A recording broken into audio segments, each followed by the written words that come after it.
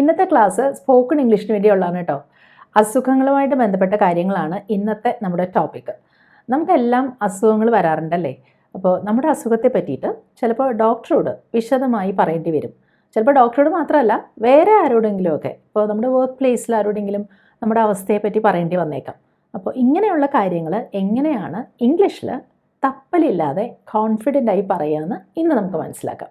അപ്പോൾ ആദ്യം നമുക്ക് ഏറ്റവും കോമൺ ആയ ഒരു അസുഖത്തെ പറ്റി പറഞ്ഞുകൊണ്ട് തുടങ്ങാം. തലവേദന. എനിക്ക് തലവേദനയുണ്ട് എന്ന് നമ്മൾ എങ്ങനെ ഇംഗ്ലീഷിൽ പറയുക?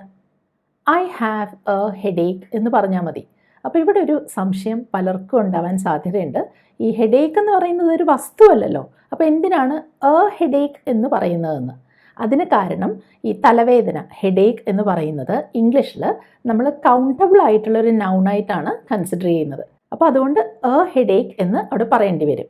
പിന്നെ ഈ കഴിഞ്ഞ ദിവസം എന്നോട് ഒരാൾ ചോദിച്ച ഡൗട്ടാണ്, നമുക്ക് ഇപ്പോൾ തലവേദനയുണ്ടെങ്കിൽ I am having a headache എന്നല്ലേ പറയേണ്ടത് എന്ന്. പക്ഷേ I am having a headache എന്ന് പറയുന്നത് തെറ്റാണ്. കാരണം ഈ ഹാവ് എന്ന് നമ്മളിവിടെ ഉപയോഗിക്കുന്നത് എന്തിനാന്ന് മനസ്സിലായല്ലോ. നമുക്ക് തലവേദനയുണ്ട്, അപ്പോൾ എന്തെങ്കിലും ഒന്ന് നമുക്കുണ്ട്, നമ്മുടെ സ്വന്തമാണ് എന്ന് പറയാൻ നമ്മൾ ഹാവ് ഉപയോഗിക്കുമ്പോൾ അവിടെ ING ഫോമിൽ ഹാവ് വരില്ല. അപ്പോൾ ഐ ഹാവ് എ ഹെഡേക്ക് എന്ന് തന്നെ പറയണം. ഇനി എനിക്ക് തലവേദന ഉണ്ടെന്ന് വേണമെങ്കിൽ ഇങ്ങനെയും പറയാം കേട്ടോ, I have got A headache. അപ്പോൾ ഐ ഹാവ് എ ഹെഡേക്ക് പോലെ തന്നെയാണ് I have got A headache എന്ന് പറയുമ്പോഴും. പക്ഷേ ചിലപ്പോൾ നമ്മൾ പറയില്ലേ എനിക്ക് തലവേദനിക്കുന്നു എന്ന്, അത് വേണമെങ്കിൽ മൈ ഹെഡ് എയ്ക്സ് അല്ലെങ്കിൽ മൈ ഹെഡ് ഇസ് ഏക്കിങ് എന്ന് പറയാം. അപ്പോൾ ഏക്ക് എന്നുള്ളത് വേണമെങ്കിൽ ING ഫോമിൽ ഉപയോഗിക്കാം.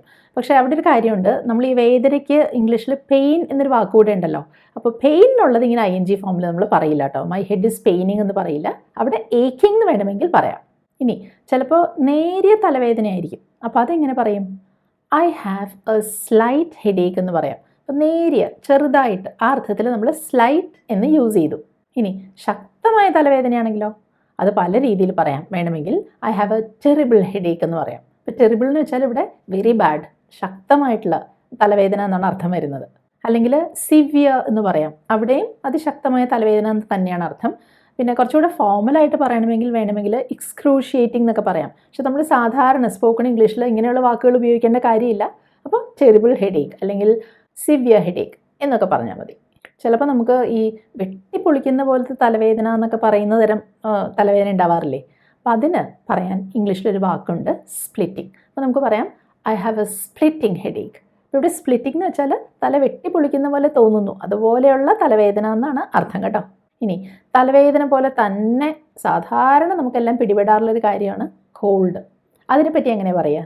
നമ്മൾ മലയാളത്തിൽ പറയുമല്ലോ ജലദോഷം പിടിച്ചു എന്ന്.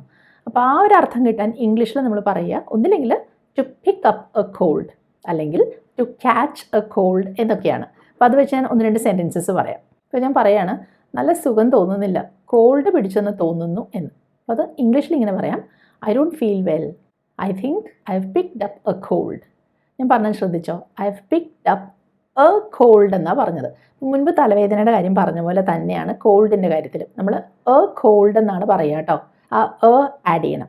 അപ്പോൾ ഞാൻ പറഞ്ഞല്ലോ ഈ പിക്കപ്പ് എ കോൾഡിന് പകരം ടു ക്യാച്ച് എ കോൾഡ് എന്ന് പറയാം. അപ്പോൾ അത് പാസ്റ്റ് ടെൻസ് ആക്കുമ്പോൾ ക്യാച്ചിൻ്റെ പാസ്റ്റ് ടെൻസ് കോട്ടാണ്. അപ്പോൾ കോട്ട് എ കോൾഡ് എന്ന് പറയും. ഐ കോട്ട് എ കോൾഡ്, എനിക്ക് കോൾഡ് പിടിച്ചു എന്ന് പറയാം. ഈ കോൾഡ് പോലെ തന്നെ നമ്മൾ ഫ്ലൂ എന്ന് പറയുമല്ലോ. ഈ ഇൻഫ്ലുവൻസ എന്നുള്ളതിൻ്റെ ഷോർട്ടായിട്ട് പറയുന്നതാണ് ഫ്ലൂ എന്നത്. പക്ഷേ ഫ്ലൂവിൻ്റെ കാര്യത്തിൽ വ്യത്യാസമുണ്ട്. അവിടെ നമ്മൾ എ ഫ്ലൂ എന്ന് പറയില്ല. വേണമെങ്കിൽ ദ ഫ്ലൂ എന്ന് പറയാം, അല്ലെങ്കിൽ ദ ഇല്ലാതെ വെറുതെ ഫ്ലൂ എന്ന് പറയാം. പക്ഷേ എ ഫ്ലൂ എന്ന് പറയില്ല. ഇംഗ്ലീഷിൻ്റെ ഓരോ പ്രത്യേകതകളാണ് ഇതൊക്കെ. ഇപ്പോൾ ജലദോഷം, ഈ ഫ്ലൂ ഒക്കെ വരുമ്പോൾ അതിൻ്റെ ഭാഗമായിട്ടുള്ളൊരു കാര്യമാണ് തുമ്മലും. തുമ്മലിന് നമ്മൾ സ്നീസിങ് എന്നാണ് പറയുക, സ്നീസ് ചെയ്യുക എന്നാണ് പറയുന്നത്. അപ്പോൾ ഞാൻ രാവിലെ തുടങ്ങി തുമ്മുന്നുണ്ട്, ജലദോഷം ഫ്ലൂ ആണോ എന്ന് സംശയമുണ്ട് എന്ന് പറയാൻ I have been sneezing since morning, I must be coming down with the flu എന്ന് പറയാം. അതായത് രാവിലെ തുടങ്ങി തുമ്മിക്കൊണ്ടിരിക്കുകയാണ്, അപ്പോൾ ഫ്ലൂ പിടിപെട്ടിട്ടുണ്ടെന്ന് തോന്നുന്നു, ഫ്ലൂ പിടിച്ചു എന്ന് തോന്നുന്നു എന്നാണ് പറയുന്നത്. തൊണ്ടവേദനയ്ക്ക് എന്താ പറയുക? അതിന് സോ ത്രോട്ട് എന്നാണ് ആ ഒരു അവസ്ഥയ്ക്ക് നമ്മൾ പറയുന്നത്. അപ്പോൾ എനിക്ക് തൊണ്ടവേദനയുണ്ടെന്ന് പറയാൻ ഇംഗ്ലീഷിൽ I have A so throat എന്ന് പറഞ്ഞാൽ മതി. അപ്പോൾ ഇവിടെ സോ എന്ന് പറഞ്ഞാൽ ഉദ്ദേശിക്കുന്നത് വേദനയുണ്ടെന്നാണ്. അപ്പോൾ തൊണ്ടയ്ക്ക് വേദനയുണ്ട്, I have A so throat. ചിലപ്പോൾ നമ്മൾ ഡോക്ടറോട് പറയുമല്ലോ തൊണ്ടയ്ക്ക് നല്ല വേദനയുണ്ട്, അതുകൊണ്ട് ഭക്ഷണമൊക്കെ ഇങ്ങനെ കഴിച്ചിറക്കുമ്പോൾ നന്നായിട്ട് വേദനിക്കുന്നുണ്ടെന്ന്. അത് നമ്മളെങ്ങനെ പറയും? ആ ഒരു അവസ്ഥ നമ്മളെങ്ങനെ ഇംഗ്ലീഷിൽ പറയും? My throat is so sore that it hurts when I swallow. അപ്പോൾ സ്വോളോ എന്ന് വെച്ചാൽ വിഴുങ്ങുക എന്നാണ് അർത്ഥം. അപ്പോൾ തൊണ്ടയ്ക്ക് നല്ല വേദന ഉള്ളത് കൊണ്ട് നമ്മൾ എന്തെങ്കിലും ഭക്ഷണം കഴിച്ച് ഇറക്കുമ്പോൾ ഹേർട്ട് ചെയ്യുന്നുണ്ട്. ഹേർട്ട് ചെയ്യുക എന്ന് വെച്ചാൽ വേദനിക്കുന്നുണ്ടെന്നാണ് ഈ പറഞ്ഞതിൻ്റെ അർത്ഥം. ചിലപ്പോൾ നമുക്ക് ഈ പനി വരുമ്പോൾ അത് എന്ത് തരം പനിയാണെങ്കിലും, സാധാരണ ഫ്ലൂ ആണെങ്കിലും അല്ല ഇനി വല്ല വൈറൽ ഫീവർ ആണെങ്കിലും, ഇപ്പോൾ നമ്മൾ ഈ കണ്ട സിംറ്റംസ് എല്ലാം കൂടാതെ ചുമയും കാണും. അപ്പോൾ ചുമയ്ക്ക് നമ്മൾ ഇംഗ്ലീഷിൽ പറയുന്നത് ഖോഫ് എന്നാണ്. അത് ഞാൻ പറഞ്ഞ് ശ്രദ്ധിച്ചല്ലോ, കഫ് എന്നല്ല കേട്ടോ, ഖോഫ് എന്ന് തന്നെയാണ് പറയുക. അപ്പോൾ ഈ ചുമ ചില സമയത്ത് നമ്മൾ ശ്രദ്ധിച്ചിട്ടില്ലേ, ഡ്രൈ ആയിട്ടുള്ള ഖോഫായിരിക്കും. എന്ന് വെച്ചാൽ കഫമൊന്നും ഉണ്ടാവില്ല. അപ്പോൾ നമുക്ക് ഡോക്ടറോട് പറയേണ്ടത് ഇതാണ്, എനിക്കിങ്ങനെ ഡ്രൈ ഖോഫ് ഉണ്ട്, കൂടാതെ മൂക്കിൽ നിന്ന് ഒഴുകുന്നുണ്ട്. അപ്പോൾ മൂക്കിൽ നിന്ന് ഒഴുകുന്ന ആ ഒരു അവസ്ഥയ്ക്ക് നമ്മൾ റണ്ണി നോസ് ഉണ്ടെന്നാണ് പറയുക. അപ്പോൾ അത് ഇംഗ്ലീഷിൽ എങ്ങനെ പറയും? I have a dry cough and a runny nose. അപ്പോൾ അവിടെ എല്ലാം ശ്രദ്ധിച്ചോ, I have a dry cough, അതുപോലെ I have a runny nose എന്നാണ് പറയുന്നത്. പിന്നെ ഈ മൂക്കിൽ നിന്ന് ഒഴുകുന്ന ആ ഒരു അവസ്ഥയ്ക്ക് വേണമെങ്കിൽ റണ്ണിങ് നോസ് എന്നും പറയാം, പക്ഷെ കൂടുതൽ നമ്മൾ കോമൺ ആയിട്ട് ഉപയോഗിക്കാറുള്ളത് റണ്ണി നോസ് എന്നുള്ള ആ ഫ്രേസാണ്. ഇനി മൂക്കിൽ നിന്ന് ഒഴുകുന്നില്ല, അതിന് പകരം മൂക്ക് അടപ്പാണ്, മൂക്ക് അടഞ്ഞ അവസ്ഥയാണെങ്കിൽ നമുക്ക് സ്റ്റഫി നോസ് എന്ന് പറയാം, അല്ലെങ്കിൽ ബ്ലോക്ക്ഡ് നോസ് എന്ന് പറയാം. ചില സമയത്ത് നമുക്ക് തോന്നാറില്ലേ, ഈ ചുമ തുടങ്ങിയിട്ട് നാൾ കുറയായി, അതങ്ങോട്ട് വിട്ട് മാറുന്നില്ല എന്ന്. ഈ വിട്ട് മാറാത്ത ചുമ എന്നുള്ളതിന് നമ്മൾ ഇംഗ്ലീഷിൽ പറയുന്ന ആ ഒരു ഫ്രേസ് പെർസിസ്റ്റൻറ്റ് കോഫ് എന്നാണ്.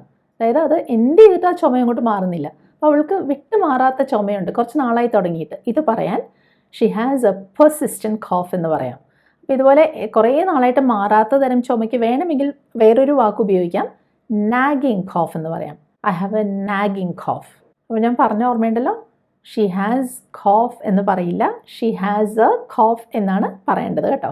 നമ്മളിപ്പോൾ പലതരം ചുമയെപ്പറ്റി പറഞ്ഞല്ലേ, ഡ്രൈ കോഫ്, പെർസിസ്റ്റൻറ്റ് കോഫ് എന്നൊക്കെ കണ്ടില്ലേ. അതുപോലെ തന്നെ ഉപയോഗിക്കാറുള്ള വേറൊരു ഫ്രേസ് ഉണ്ട്, ഇറിറ്റേറ്റിംഗ് കോഫ്. നമുക്കെല്ലാ അനുഭവം കാണും, വല്ലാത്ത ഒരു ഇറിറ്റേഷൻ ഉണ്ടാക്കുന്ന തരം ചുമ. അത് മാത്രമല്ല എത്ര ചുമച്ചാലും കഫം ഒട്ട് വരികയില്ല. ഈ കഫം എന്നുള്ളതിന് നമ്മൾ ഇംഗ്ലീഷിൽ പറയുന്നത് ഫ്ലെം എന്നാണ്. അപ്പോൾ നമുക്ക് ഡോക്ടറോട് പറയണം, എനിക്ക് വല്ലാത്തൊരു ഇറിറ്റേഷൻ ഉണ്ടാക്കുന്ന തരം ചുമയുണ്ട്, മാത്രമല്ല കഫം അധികോട്ട് വരുന്നുമില്ല എന്ന്. അത് നമ്മൾ ഇംഗ്ലീഷിൽ എങ്ങനെ പറയുന്നറിയാമോ? I have an irritating cough which produces very little phlegm. ഞാൻ പറഞ്ഞ് ശ്രദ്ധിച്ചോ, I have an irritating cough which produces very little phlegm. ഈ ഫ്ലെം ആണ് കഫം. ഈ കഫം എന്നുള്ളതിന് വേറൊരു വാക്കുകൂടി ഇംഗ്ലീഷിലുണ്ട്, സ്പ്യൂട്ടം. ഇപ്പോൾ ചിലപ്പോൾ ഡോക്ടേഴ്സ് നമ്മളോട് പറയാറുണ്ട്, എനിക്ക് നിങ്ങളുടെ സ്പ്യൂട്ടം ഒന്ന് ടെസ്റ്റ് ചെയ്യണമെന്ന്. ഈ സ്പ്യൂട്ടം എന്ന് വെച്ചാൽ ഉദ്ദേശിക്കുന്നത് കഫം തന്നെയാണ് കേട്ടോ. അതുപോലെ ഒരുപാട് പേർക്കുള്ളൊരു പ്രശ്നമാണ് ആസ്മ. അവന് ആസ്മയുണ്ട് എന്നെങ്ങനെ നമ്മൾ പറയുക ഇംഗ്ലീഷിൽ? ഹീ സഫേഴ്സ് ഫ്രം ആസ്മ എന്ന് പറയാം. അപ്പോൾ ഞാൻ പറഞ്ഞത് ശ്രദ്ധിച്ചല്ലോ, ആസ്മ എന്നാണ് ഞാൻ പറഞ്ഞത്. മലയാളത്തിൽ നമ്മൾ പലപ്പോഴും ആസ്മ അല്ലെങ്കിൽ ആസ്തമ എന്നൊക്കെയല്ലേ പറയുക. അതിന് കാരണം ഇവിടെ ആ ഒരു TH കാണാമല്ലോ, പക്ഷെ ശരിക്കും ആ TH ഇവിടെ ഉച്ചരിക്കുന്നില്ല. അപ്പോൾ ആസ്മ എന്നാണ് പറയുന്നത്. ബ്രിട്ടീഷ് ഇംഗ്ലീഷിൽ ആസ്മ എന്നും അമേരിക്കൻ ഇംഗ്ലീഷ് ആണെങ്കിൽ ആസ്മ എന്നുമായിരിക്കും പറയുന്നത്. അപ്പോൾ ഇങ്ങനെ തന്നെ പറയണമെന്ന് നിർബന്ധമൊന്നുമില്ല.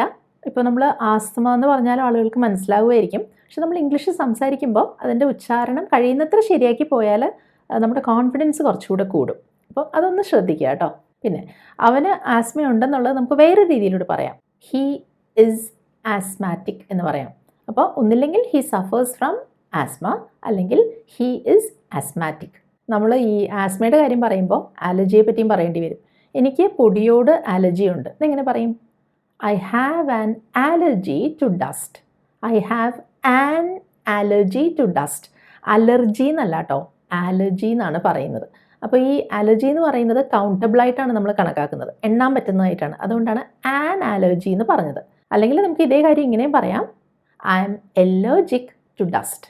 ശ്രദ്ധിച്ചോ, ഐ എം എലർജിക് ടു ഡസ്റ്റ്. അപ്പോൾ ഇവിടെ നമ്മൾ ഈ എലർജിക് എന്ന് പറയുന്നത് ആഡ്ജക്റ്റീവ് ഫോമാണ്, അലർജി നൗണും ആയിരുന്നു.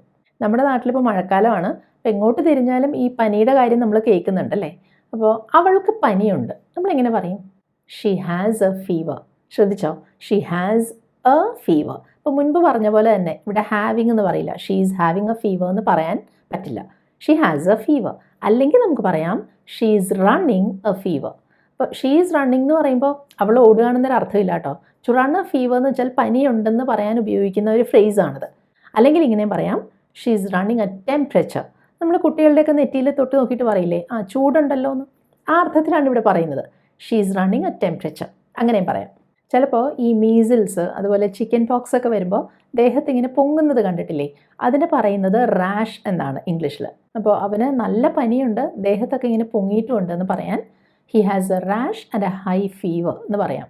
He has A rash and A high fever. ഈ ചിക്കൻ പോക്സ് ഒക്കെ ഇങ്ങനെ പടർന്ന് പിടിക്കുന്ന തരം അസുഖങ്ങളാണല്ലേ. അപ്പോൾ പടർന്ന് പിടിച്ചു, അങ്ങനെ പിടിപെട്ടു എന്നുള്ളൊരർത്ഥം കിട്ടാൻ നമ്മൾ ഇംഗ്ലീഷിൽ ഉപയോഗിക്കുന്ന വാക്ക് ടു കൺട്രാക്റ്റ് എന്നാണ്. To contract. അപ്പോൾ അവന് ചിക്കൻ പോക്സ് പിടിപെട്ടു എന്ന് പറയാൻ he has contracted chickenpox എന്ന് പറയാം. He has contracted chicken pox.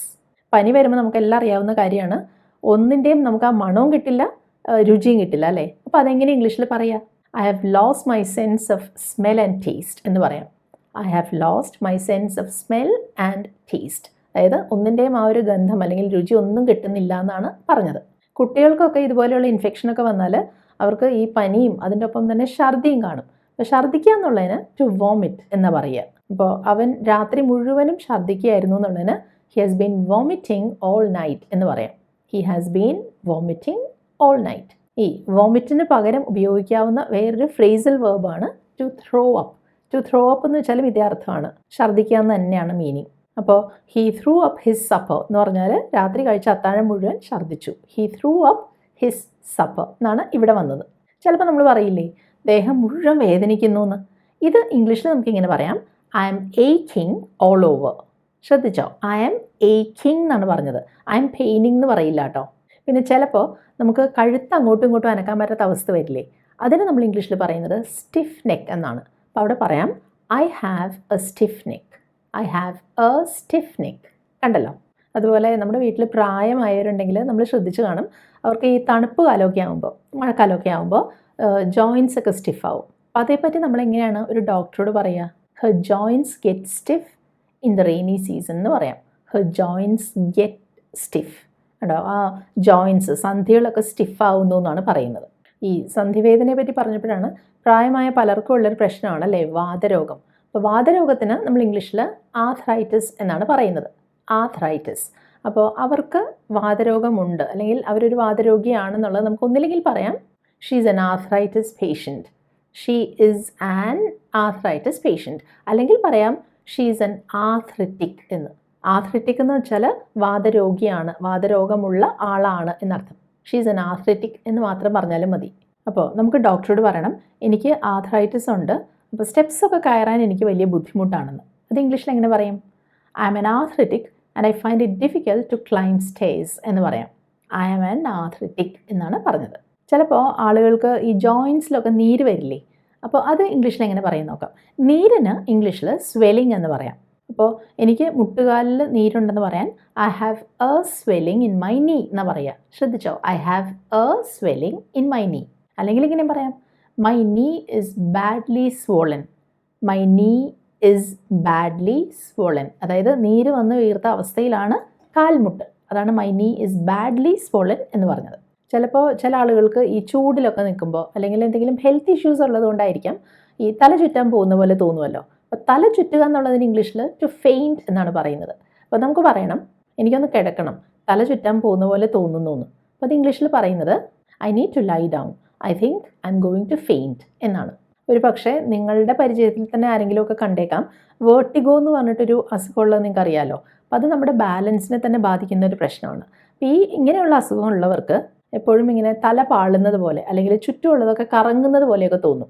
അപ്പോൾ ഈ തല പാളുക എന്നുള്ളതിന് ടു ഫീൽ ഡിസി എന്നും പറയാം കേട്ടോ. അപ്പോൾ നമുക്ക് പറയാം I keep getting DC spells. അതായത് ഇടയ്ക്കിടയ്ക്ക് ഇങ്ങനെ തലപാളൽ വരാറുണ്ട്. I keep getting DC spells. അപ്പോൾ ഇങ്ങനെയുള്ളവർക്കുള്ളൊരു അനുഭവമാണ് റൂം നമ്മുടെ ചുറ്റുമുള്ളതെല്ലാം സ്പിൻ ചെയ്യുന്നത് പോലെ തോന്നും, അത് കിടന്ന് തിരിയുന്നത് പോലെ തോന്നും. അപ്പോൾ അങ്ങനെ ഒരു പ്രശ്നമുള്ള ഒരാൾക്ക് ഡോക്ടറെ അടുത്ത് പറയേണ്ടി വന്നേക്കാം I feel as if the room is spinning എന്ന്. അതായത് നമ്മുടെ ചുറ്റുമുള്ളതൊക്കെ സ്പിൻ ചെയ്യുന്നത് പോലെ കറങ്ങുന്ന പോലെ തോന്നുന്നത്. I feel as if the room is spinning. പിന്നെ നമ്മുടെ എല്ലാ വീടുകളിലും സ്ഥിരം ഉണ്ടാകുന്ന കാര്യങ്ങളാണ് കത്തിയൊക്കെ എടുക്കുമ്പോൾ കൈ മുറിയുക, അല്ലെങ്കിൽ എവിടെയെങ്കിലുമൊക്കെ വീണിട്ട് പൊട്ടുക, ചതയുക, അതുപോലെ കൈ പൊള്ളുക. പിന്നെ ചെറിയ കുട്ടികൾ, വികൃതിയുള്ള കുട്ടികളൊക്കെ ആണെങ്കിൽ ചിലപ്പോൾ എവിടെയെങ്കിലും വീണ് കയ്യോ കാലോ കൊടിയുക, ഇതൊക്കെ സംഭവിക്കുന്ന കാര്യങ്ങളാണല്ലേ. ഇങ്ങനെയുള്ള കാര്യങ്ങളൊക്കെ എങ്ങനെയാണ് നമ്മൾ ഇംഗ്ലീഷിൽ പറയുമ്പോൾ തെറ്റുമോ എന്ന ഭയമില്ലാതെ ഇംഗ്ലീഷിൽ പറയാൻ നോക്കാം. അപ്പോൾ നമുക്ക് പറയണം ഒരു കഷ്ണം ഗ്ലാസ്സിൽ, അതിപ്പോൾ കുപ്പിച്ചില്ലോ എന്തെങ്കിലും ആവാം, അതിൽ കൊണ്ടിട്ട് കൈ മുറിഞ്ഞു. അത് ഇംഗ്ലീഷിൽ പറയുന്നത് I cut myself on a piece of glass എന്നാണ്. എന്ന് കേൾക്കുമ്പോൾ നമുക്ക് അത്ഭുതം തോന്നും, നമ്മളെ തന്നെ മുറിച്ചു എന്നാണോ ഈ പറയുന്നത്? അല്ല, പക്ഷെ നമ്മൾ പറയുന്നത് I cut myself on a piece of glass എന്നാണ്. അല്ലെങ്കിൽ പറയാം I cut my hand on a piece of glass എന്ന്. അതുപോലെ കുട്ടികളൊക്കെ ഈ സൈക്കിളിൽ നിന്നൊക്കെ വീഴുമ്പോൾ ദേഹത്ത് എവിടെയെങ്കിലുമൊക്കെ ചതയുമല്ലോ. അപ്പോൾ നമുക്ക് പറയണം അവൻ സൈക്കിളിൽ നിന്ന് വീണു എന്നിട്ട് മുട്ടുകാലം ഒന്ന് ഇങ്ങനെ ചതഞ്ഞു എന്ന്. അപ്പോൾ അതെങ്ങനെ പറയും? He fell off his bicycle and bruised his നീ.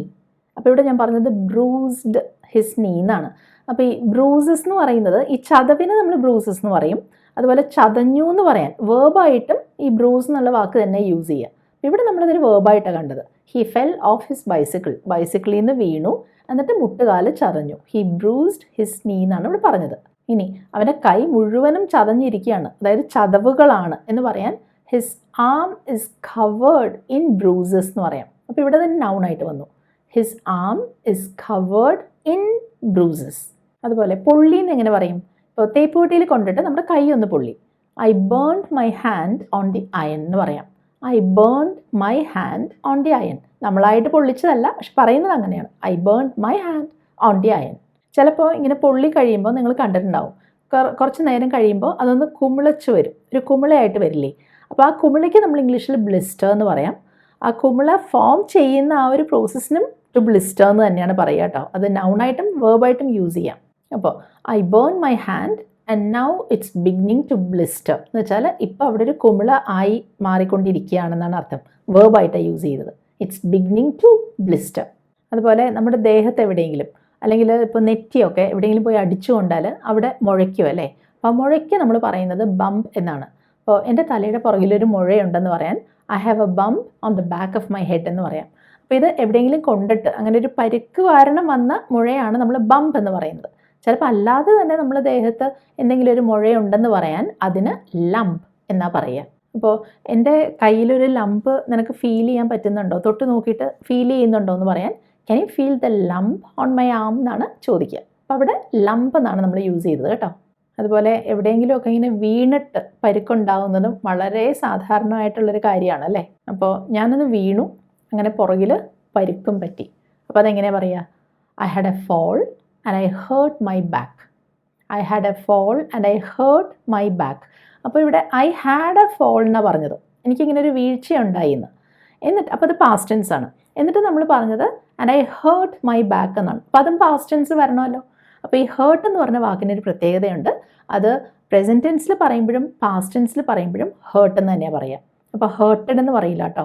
ഹേർട്ട് മൈ ബാക്ക് എന്ന് തന്നെയാണ് പാസ്റ്റ് ടെൻസിൽ പറയുമ്പോഴും നമ്മൾ പറയുക. പക്ഷെ ചിലപ്പോൾ ഇങ്ങനെ വീഴുമ്പോൾ എവിടെയെങ്കിലും ഉളുക്കുകയൊക്കെ ചെയ്യും അല്ലേ? അപ്പോൾ അതിന് നമ്മൾ സാധാരണ ഉപയോഗിക്കുന്നൊരു വാക്ക് സ്പ്രെയിൻ എന്നാണ്. അപ്പോൾ he fell badly and he sprained his ankle. അവൻ വല്ലാത്തൊരു വീഴ്ച വീണു, എന്നിട്ട് ആങ്കിൾ എന്ന് വെച്ചാൽ കണങ്കാലെന്നാണ്, അവിടെ സ്പ്രെയിൻഡ് ആയി എന്ന്. അപ്പോൾ ഹി സ്പ്രെയിൻഡ് ഹിസ് ആങ്കിൾ. സ്പ്രെയിൻഡിന് പകരം അതേപോലെ തന്നെ യൂസ് ചെയ്യാവുന്ന വേറൊരു വാക്കാണ് ട്വിസ്റ്റഡ്. തിരിഞ്ഞു പോയി എന്ന് പറയില്ലേ, ഇങ്ങനെ പെട്ടെന്ന് വീണപ്പോൾ അത്. So he twisted his ankle, he twisted his wrist എന്നൊക്കെ പറയാം. ചിലപ്പോൾ ഇങ്ങനെ വീഴുമ്പോൾ കയ്യോ കാലോ ഒക്കെ ഒടിഞ്ഞെന്നും വരാമല്ലേ? അപ്പോൾ ആ വീഴ്ചയിൽ അവൻ്റെ കാലൊടിഞ്ഞു. അത് എങ്ങനെ ഇംഗ്ലീഷിൽ പറയും? He broke his leg in the fall. കണ്ടോ, കാലൊടിഞ്ഞു എന്നുള്ളതിനാണ് ബ്രോക്ക് ഹിസ് ലെഗ് എന്ന് പറഞ്ഞത്. ബ്രേക്കാണ് വേർബ്, അതിൻ്റെ പാസ്റ്റ് ടെൻസ് ആണ് ബ്രോക്ക് എന്ന് വന്നത് കേട്ടോ. അപ്പോൾ ഇങ്ങനെ കയ്യോ കാലോ ഒക്കെ ഒടിഞ്ഞാൽ പിന്നെ ഒറ്റ വഴിയേ ഉള്ളൂ, പ്ലാസ്റ്റർ ഇടണം അല്ലേ? അപ്പോൾ നമ്മുടെ കൈ ഒടിഞ്ഞിട്ട് നമ്മൾ ഡോക്ടറെ അടുത്ത് പോയി എന്ന് വിചാരിക്കും. അപ്പോൾ ഡോക്ടർ നമ്മൾ നോക്കിയിട്ട് പറയുകയാണ് your arm will have to be in plaster for about 6 weeks എന്ന് വെച്ചാൽ നിങ്ങളുടെ കൈ ഒരു 6 ആഴ്ചത്തേക്ക് പ്ലാസ്റ്റർ ഇടേണ്ടി വരും എന്നർത്ഥം. അപ്പോൾ അതിന് നമ്മൾ ഇംഗ്ലീഷിൽ പറയുന്നത് ഇൻ പ്ലാസ്റ്റർ എന്നാണ് കേട്ടോ. ഇൻ ദ പ്ലാസ്റ്റർ വേണ്ട, ഇൻ പ്ലാസ്റ്റർ. അല്ലെങ്കിൽ ഇൻ എ കാസ്റ്റ് എന്ന് പറയാം. അതൊരു കാസ്റ്റ് ചെയ്ത ഒരു സാധനമാണല്ലോ, അതുകൊണ്ടാണ് ഇൻ എ കാസ്റ്റ് എന്ന് പറയുന്നത്. അപ്പോൾ ഒന്നില്ലെങ്കിൽ ഇൻ പ്ലാസ്റ്റർ അല്ലെങ്കിൽ ഇൻ എ കാസ്റ്റ്. അതുപോലെ ഇങ്ങനെ ഈ ഒരു അവസ്ഥയിലൊക്കെ ഉള്ളവർ ചിലപ്പോൾ വടിയൊക്കെ ഉപയോഗിച്ച് നടക്കുന്നത് കണ്ടിട്ടില്ലേ? അപ്പോൾ അങ്ങനെയുള്ള വടിക്ക് നമ്മൾ ക്രച്ചസ് എന്നാണ് പറയുക. അപ്പോൾ ക്രച്ചസ് ഉപയോഗിച്ച് നടക്കുന്ന ഒരാളെ പറ്റിയിട്ട് ഹീ ഈസ് ഓൺ ക്രച്ചസ് എന്ന് പറയാം. ഇപ്പോൾ നമ്മൾ പറയാണ് അയാൾ ആ സർജറി കഴിഞ്ഞിട്ട് ഒരു മാസം ഈ ക്രച്ചസ് ഉപയോഗിച്ചാണ് നടന്നത്. അപ്പോൾ he was on crutches for a month after the surgery എന്ന് പറയാം. ഹി വാസ് ഓൺ ക്രച്ചസ് ഉപയോഗിച്ചാണ് നടന്നത് എന്നർത്ഥം. അപ്പോൾ നമ്മുടെ ഇന്നത്തെ വീഡിയോയിൽ പലതരം അസുഖങ്ങളെ പറ്റി നമ്മൾ സംസാരിച്ചു. അതേപ്പറ്റി എങ്ങനെയാണ് ഇംഗ്ലീഷിൽ പറയാന്നുള്ളത് കുറേ ഫ്രേസസ് ഞാനിവിടെ പറഞ്ഞു. അപ്പോൾ നിങ്ങൾക്കത് ഹെൽപ്ഫുൾ ആയി എന്നുണ്ടെങ്കിൽ എന്നെ അറിയിക്കൂ. വീഡിയോ ഇഷ്ടമായെങ്കിൽ ലൈക്ക് ചെയ്യണം. അപ്പോൾ ഇതുപോലെ നിങ്ങൾക്ക് ഉപകാരപ്പെടുന്ന വേറൊരു ടോപ്പിക്കുമായിട്ട് നമുക്ക് അധികം താമസിയാതെ കാണാം. ബൈ.